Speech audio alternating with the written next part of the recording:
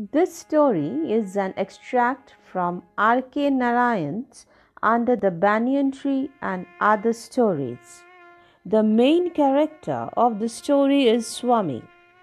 We will read about how Swami is hailed as a hero by the people of his area.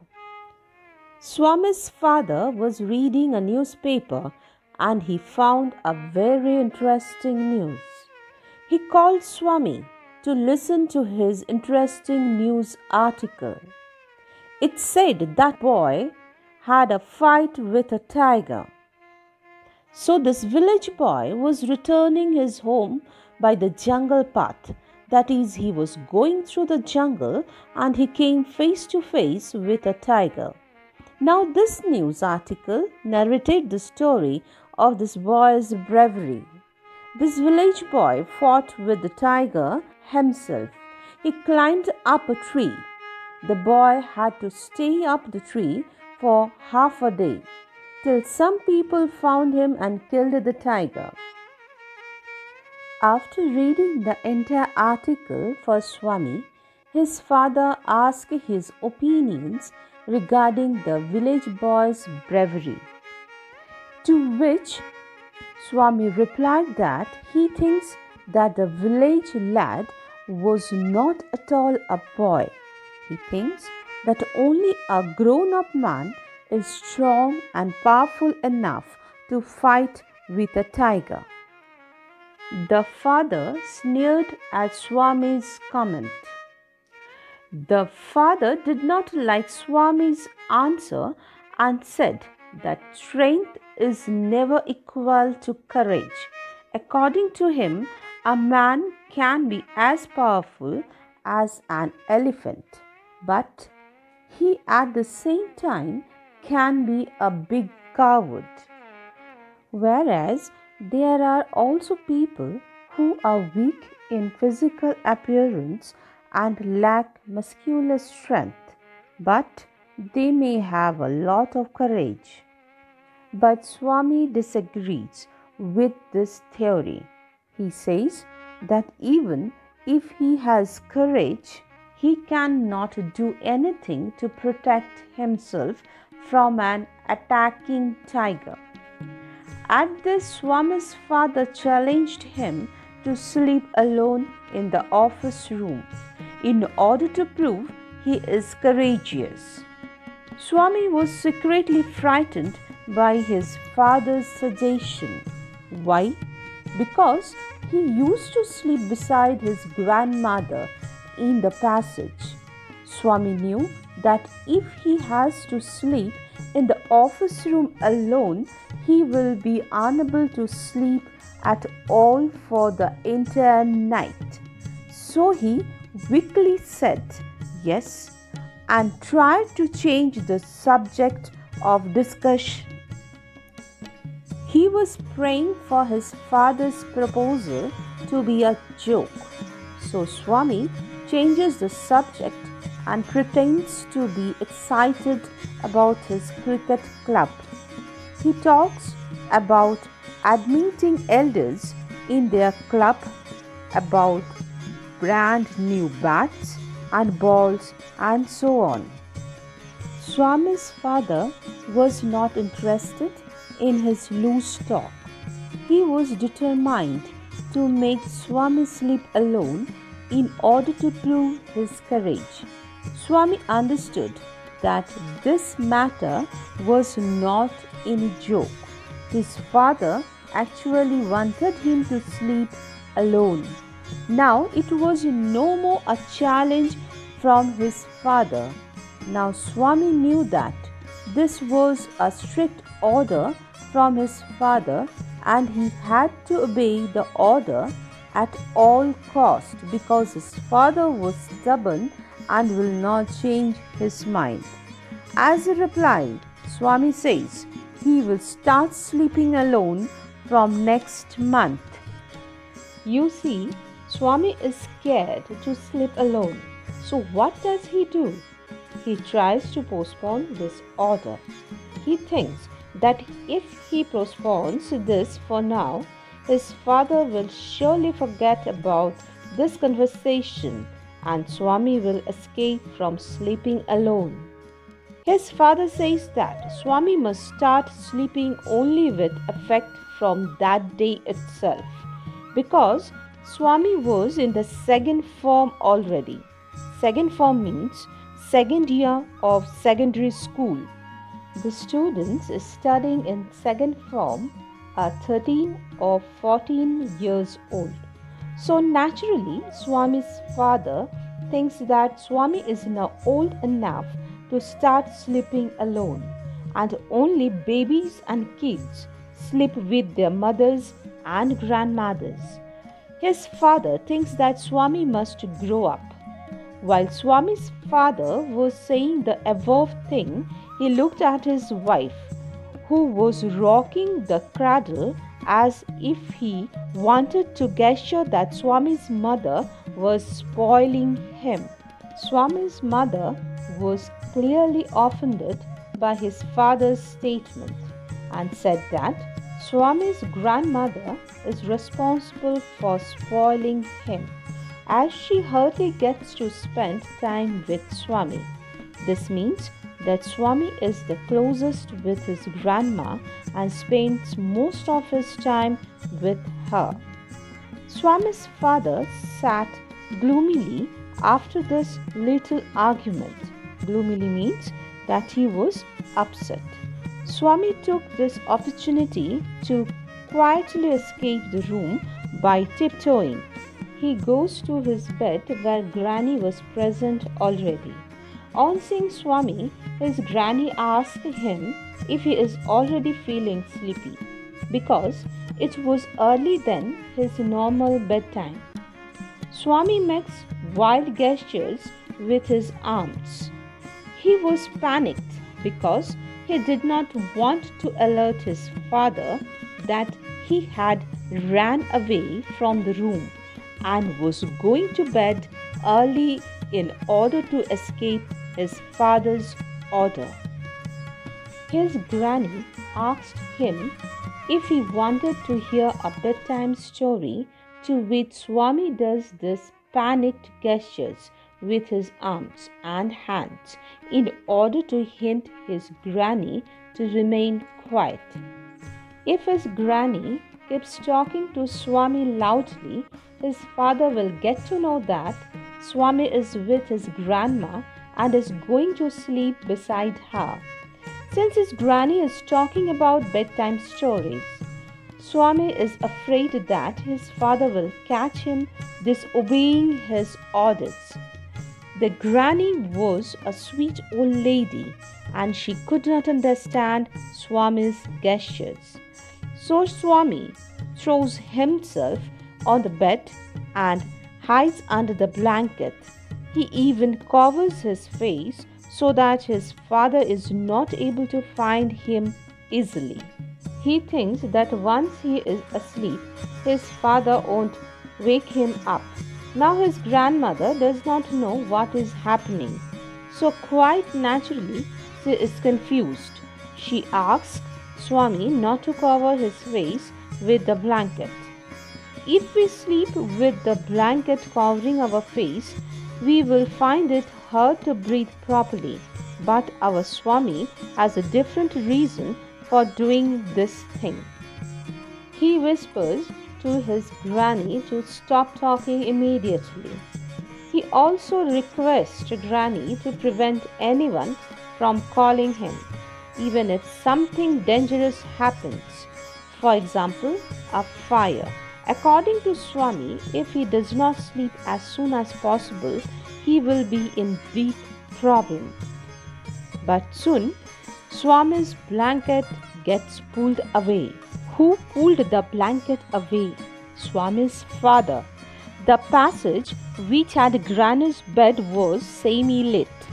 Semi means half. Or we can say it was half dark and the light was coming only from the cone of light in the hall. In that darkness, it seemed to Swami as if his father was some ghost. Swami was pretending to be asleep, so he had to act as if his sleep was disturbed. He stirs and groans.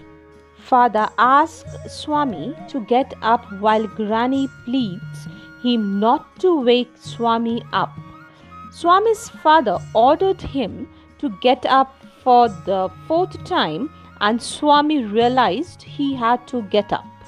His father rolled Swami's mattress and carried it. Swami was hesitating, but he still had to follow him. As a last hope, he looked at his mother with pleading eyes. His mother tries to help Swami by asking his father to let Swami sleep in the hall instead. His father strongly denied, and so Swami had to follow him sadly. Swami once again asked his father to let him sleep in the hall instead of the office room. He says that the office room is very dusty and there may be scorpions behind his law books. To this, his father says that there are no scorpions in his office room. If Swami is afraid, Swami can sleep on the bench present there. Swami asked his father if he could at least leave a lamp burning in the room. His father says that he will have no lamp burning in the room.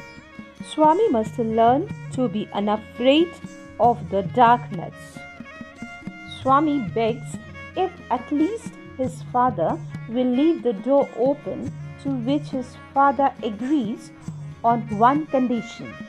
If Swami escapes the room in order to sleep with his granny that night, his father will tell everyone at Swami's school about this. Everyone in the house went to sleep except Swami. The silence of the night was scaring him. His heart started beating faster because he was afraid of ghosts and devils. His friend Mani had seen the devil sitting under the banyan tree at his street's end. Munni Swami's father was slapped by the devil and he spat out blood. Such similar events flooded Swami's thoughts, and he was sure that the devil or the ghost could attack him. A ray of light from the street lamp entered the room and casted various shadows on the wall. Since it was late night and everyone around him were already sleeping, the household was totally quiet, and Swami could hear noises of the clock ticking and the tree branches moving due to wind. He could even hear snoring apart from night insects humming. Every moment he felt even more scared. He covered himself completely with the blanket, but still he was afraid of the devils and ghosts coming to carry him away. He had once heard of an old friend in 4th class who suddenly disappeared and was rumored to have been carried off to Siam or Nepal by a ghost. Swami remembers all ghost stories told by his friends and relatives, and as we know, Swami was already a coward boy. He believed in ghosts and devils. That night he was sure a ghost will take him away in order to harm him. So what does he do? He covers himself with his blanket so tight he is unable to breathe properly. Swami is very scared, so he quickly gets up and makes his bed under the bench. The bench is low, so he had to crouch in order to get under it. This place seemed more comfortable and reassuring. He thought that here the ghost will not find him easily. so he was comfortable and soon fell asleep. But poor Swami got nightmares. In his nightmare, a tiger was chasing Swami, but he was unable to move at all. He desperately tried to escape, but his feet were stuck to the ground. The tiger reached near him, and he could hear its claws scratch the ground. No matter how hard Swami tried to open his eyes and end the nightmare, his eyes refused to open at all. At last, he puts in all his efforts and opens his eyes. As per his habit, he tries to feel his granny's presence, but instead touches the wooden leg of the bench. And the reality comes back, rushing to him. He starts sweating because he is afraid, and moreover, he hears additional noises of rustling. He moves towards the edge of the bench and stares in darkness, and he sees something moving. Perhaps the devil had come to attack him, and his end was near. He was horrified, but then a thought struck him. Why should he wait for the devil to attack when he himself could strike for the last time? He uses his teeth as a deadly weapon and bites it. This dark shadow suddenly screamed, "Ayyo!" in pain. Was this a ghost or a devil? Definitely not. It was a burglar, and on hearing his voice, Swami's father, the cook, and a servant came in and fell on the burglar, who was already lying amidst the furniture with a bleeding ankle. The next day, Swami was congratulated. His friends looked at him with respect, and his teachers were proud of him. Even the police were thankful to Swami because he had caught one of the notorious burglar of the district. The inspector asked him to join the police when he grew up. On seeing how brave Swami had been, Swami, for the sake of politeness, replies yes to the inspector's question. Although secretly he had made his mind to be an engine driver, a railway guard, or a bus conductor. That night, when his father returned home from the club, he asked Swami's mother about Swami. The mother says that Swami is already asleep because he did not sleep even for a beat the previous night. To this, his father asked, "Where is Swami sleeping?" Swami was sleeping beside his granny again, and this time he went to sleep at 7:30 p.m. before his father came back home. His father realized this, but his mother straight away objected and told the father that Swami could sleep where he likes, and there was no need to risk Swami's life again. His father could not say much and only told that she was spoiling and overprotecting Swami. But Swami was awake and heard the whole conversation from under the blanket. He felt immensely relieved when he heard that his father won't ask him to sleep alone again.